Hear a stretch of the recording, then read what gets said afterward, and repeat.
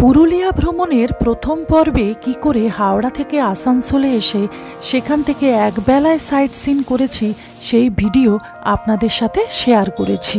ঘুরে দেখেছি পাঞ্চেত, গড়পঞ্চকোট, বড়ন্তি, পলাশবাগান, জয়চণ্ডী পাহাড়, আর সেই সব জায়গা ঘোরার অভিজ্ঞতা তথ্য সমেত আপনাদের সামনে তুলে ধরেছি।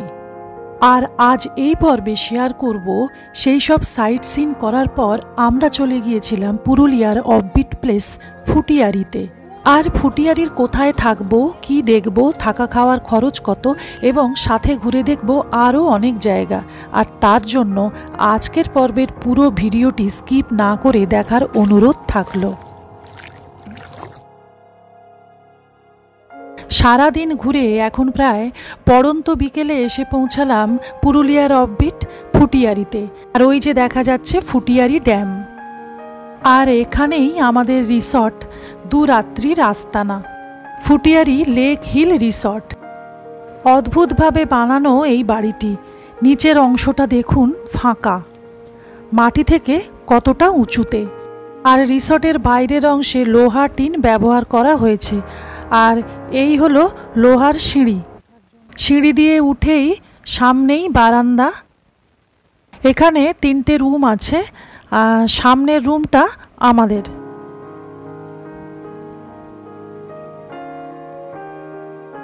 এই হলো রুম, আছে একটা ডবল বেড,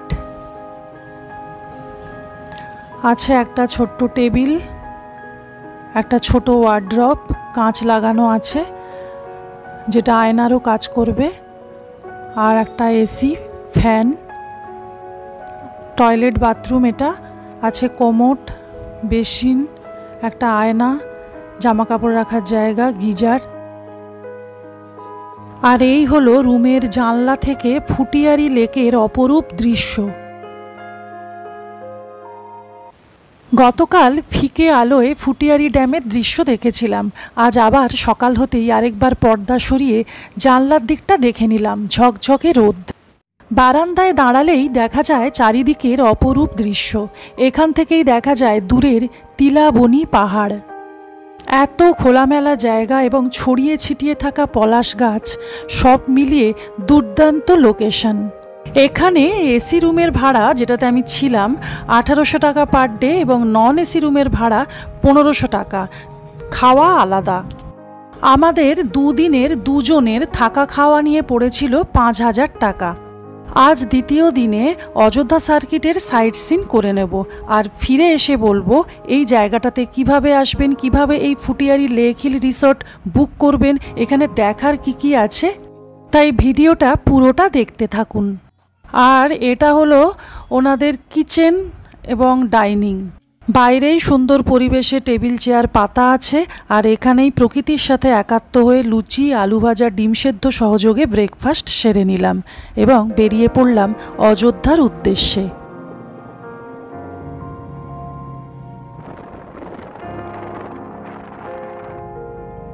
পলাশকে সঙ্গী করে রাস্তায় আস্তে আস্তে কিছুটা এগোনোর পর দেখতে পেলাম রাস্তার দুধারের পলাশ বাগান। পলাশ বাগানের অনাবিল সৌন্দর্য পর্যটকদের এখানে দাঁড়াতে বাধ্য করবেই।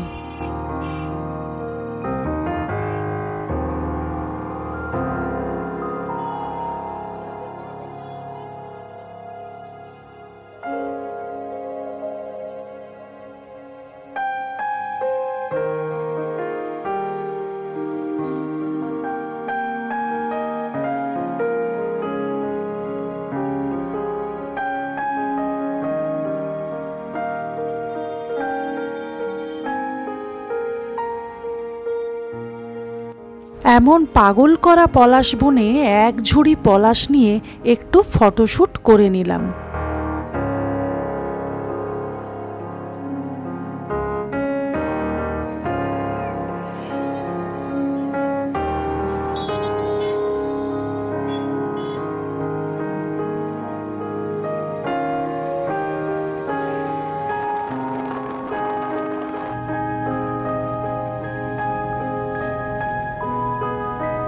পলাশের নেশা কাটিয়ে এগিয়ে চললাম অযোধ্যা হিলটপের দিকে।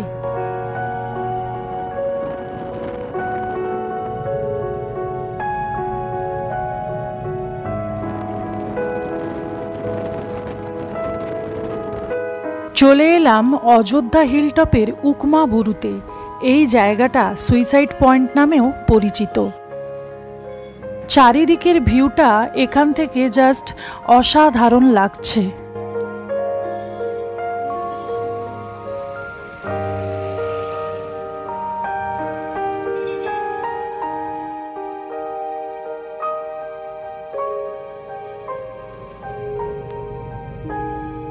পরবর্তী গন্তব্য ময়ূর পাহাড়।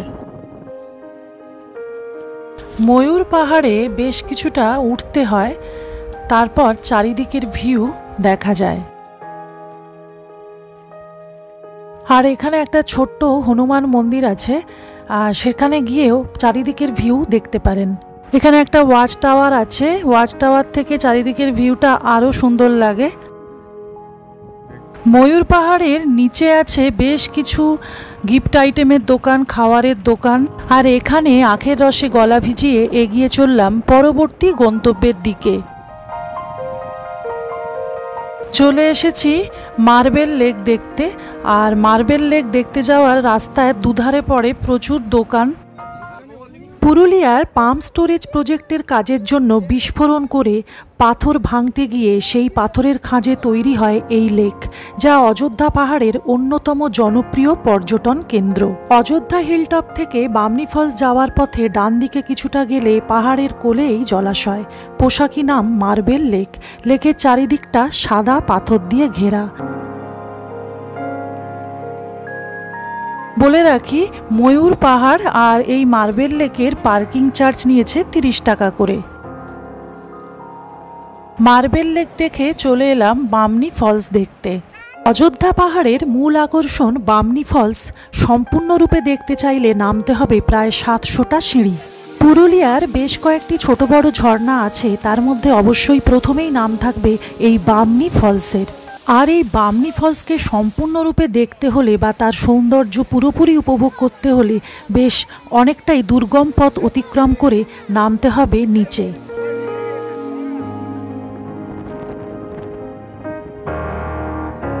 পুরুলিয়ার বিখ্যাত বামনি ফলস ছাড়াও আরেকটি জনপ্রিয় জলপ্রপাত বা ফলস হলো তুর্গা ফলস। অযোধ্যা হিলটপ থেকে তুর্গা ফলসের দূরত্ব 10 কিলোমিটার। তুর্গা ফলস দেখার জন্য নামতে হবে অনেকগুলো সিঁড়ি বেয়ে। আর ওপর থেকে দেখা যাচ্ছে ঝর্ণার জল পড়ছে। তুর্গা ড্যামের কাছেও বেশ কিছু দোকানপাট আছে।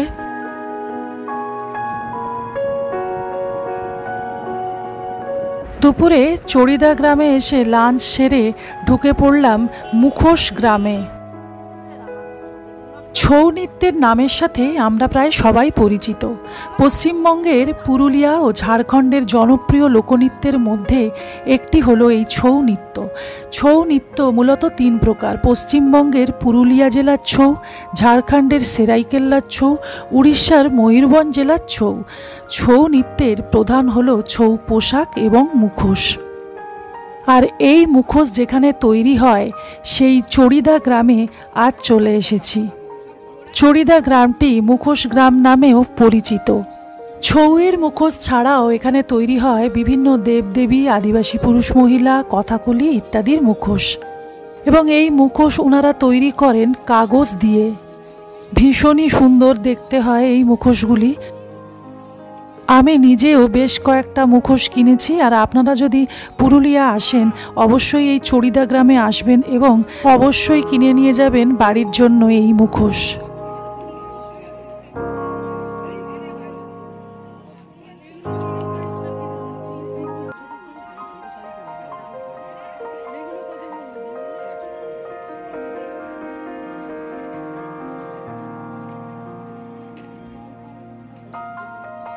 কিনে নিলাম আমার পছন্দের কথাকলির মূর্তিটিও।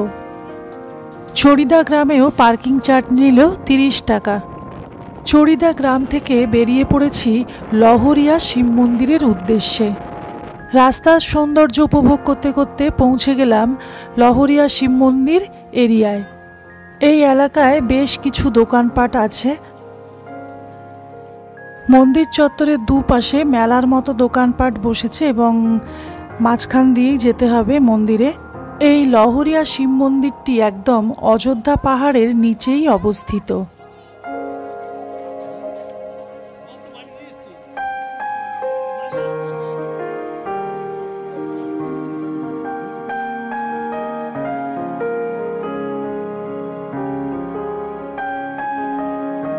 লহরিয়া মন্দির থেকে একদম শেষ বিকেলে চলে এসেছি লোয়ার ড্যাম দেখতে।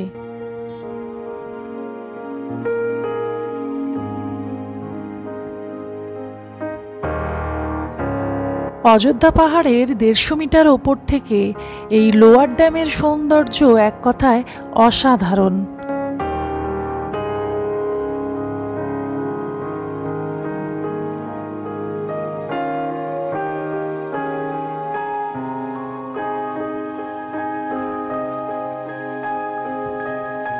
লোয়ার ড্যাম থেকে চলে এলাম আপার ড্যামে। বিদ্যুৎ উৎপাদন করার জন্য এই আপার এবং লোয়ার ড্যাম তৈরি করা হয়েছে পাহাড় খোদাই করে।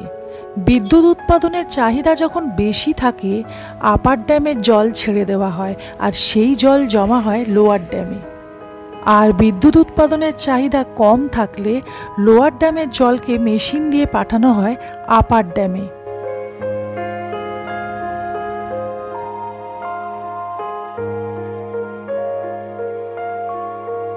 একদিকে জলরাশি আর অন্যদিকে সবুজ পাহাড়, আর মাঝে চলে গেছে এই রাস্তাটি। সব মিলিয়ে বেশ সুন্দর।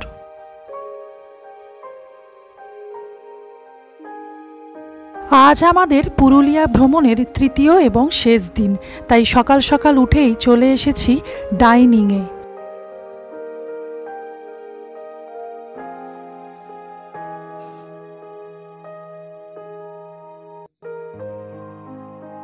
তাই চা খেয়ে বেরিয়ে পড়লাম তিলাবনী পাহাড়ের উদ্দেশ্যে। তিলাবনী পাহাড় আমাদের এই রিসর্ট থেকেই দেখা যায়, আগেই আপনাদের দেখিয়েছি। আর এই তিলাবনী পাহাড়কে এখন সামনের থেকে দেখার জন্য আমরা বেরিয়ে পড়েছি। এই রিসর্টের ওনার দেবাশিস বাবু আমাদের নিয়ে যাচ্ছেন গাড়ি ড্রাইভ করে। প্রকৃতির অনাবিল সৌন্দর্য, সহজ সরল মানুষ, তাদের ঘরবাড়ি, জঙ্গল, পলাশ প্রান্তর দেখতে দেখতে পৌঁছে গেলাম একদম তিলাবনী পাহাড়ের কাছে। ধুধু প্রান্তর, নিরিবিলি, শান্ত পরিবেশে প্রকৃতি তার রূপ উজাড় করে ফেলেছে। আর এই হলো সেই তিলাবনী পাহাড়।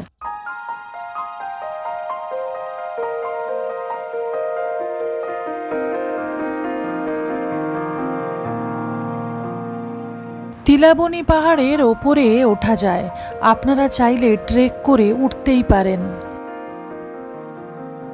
তিলাবনী ছাড়াও এখানে আছে আরও দুটো পাহাড়, সিন্দুরপুর আর পাঞ্জানিয়া। কিন্তু যেহেতু আজ বিকেলেই ট্রেন এবং দুপুরেই এখান থেকে বেরিয়ে যাব, তাই এই দুটো পাহাড় দেখা অসম্পূর্ণ থেকে গেল। কিন্তু খুব শিগগিরই আবার ফুটিয়ারিতে আসব অদেখা অজানা জায়গাগুলোকে আবার দেখার এবং জানার জন্য।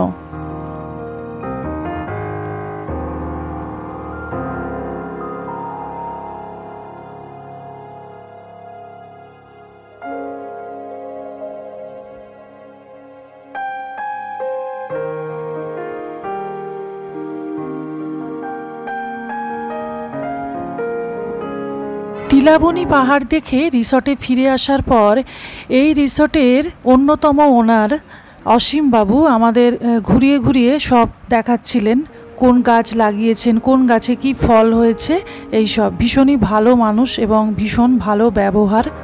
ফুটিয়ারি লেক হিল রিসর্টটি বুক করার জন্য আমি কন্ট্যাক্ট ডিটেলস স্ক্রিনে শেয়ার করে দিলাম। এই ফুটিয়ারি ড্যামে চাইলে মন প্রাণ ভরে স্নানও করতে পারেন।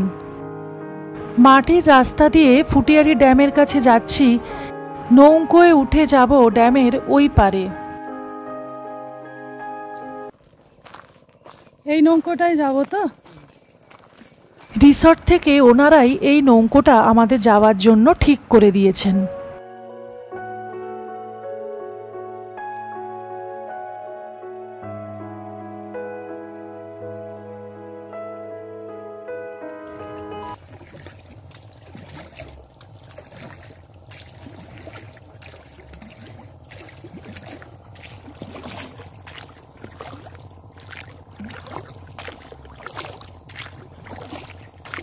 আয়তনে বেশ অনেকটাই বড় এই ড্যামটি এবং যেতে যেতে দেখলাম অনেক নাম না জানা পাখি।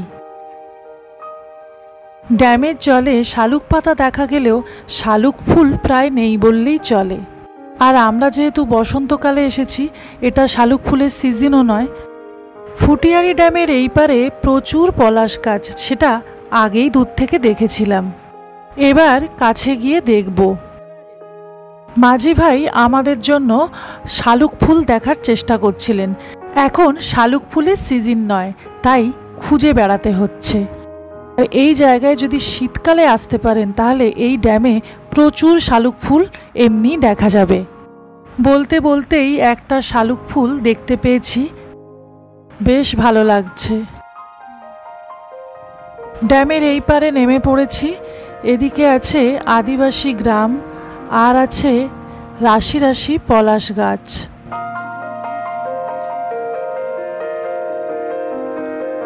যদি কেউ পলাশের সিজনে আসেন তাহলে অবশ্যই এই ফুটিয়ারি গ্রামে আসবেন। আগের পর্বের ভিডিওতে আমি শেয়ার করেছিলাম বড়ন্তির কাছে ভেটি গ্রামের পলাশ বাগান, আর এই পর্বের ভিডিওতে শেয়ার করেছি অযোধ্যা হিলটপ যাওয়ার পথের পলাশ বাগান। দুটি ক্ষেত্রেই আমি পলাশ ফুল দেখে অভিভূত হয়েছি, আর এখন ফুটিয়ারিতে পলাশ বাগান দেখেও আপ্লুত।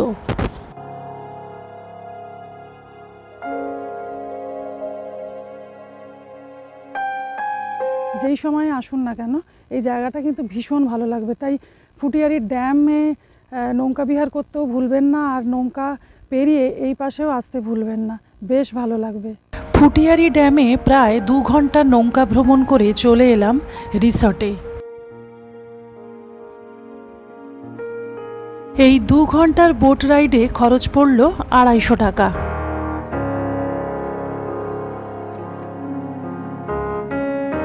ফিরে এসেই দুপুরের ভাত, ডাল, তরকারি, 2 রকম মাছের আইটেম দিয়ে লাঞ্চ সেরে বেরিয়ে পড়লাম আদ্রা স্টেশনের উদ্দেশ্যে। রিসর্টে আগে থেকে বলে রাখা অটো বুক করেই যাচ্ছি আদ্রা স্টেশন। এবার বলি ফুটিয়ারি আসবেন কিভাবে। ফুটিয়ারি আসার জন্য সবচেয়ে কাছের স্টেশন হলো আদ্রা জাংশন। এছাড়াও পুরুলিয়া স্টেশন থেকেও আসা যায়। অটো বা ক্যাব বুক করে আসতে পারেন। আমরা অটো বুক করে আদ্রা স্টেশনে এসে পৌঁছালাম।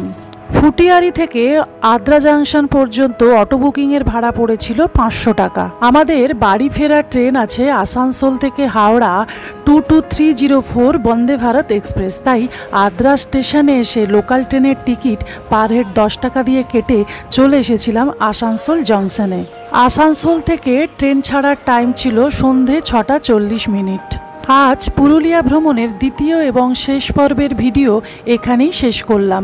ভালো লাগলে লাইক, কমেন্ট ও শেয়ার করবেন এবং সাবস্ক্রাইব করবার অনুরোধ থাকলো পরবর্তী নতুন ভিডিওর আপডেট পাওয়ার জন্য।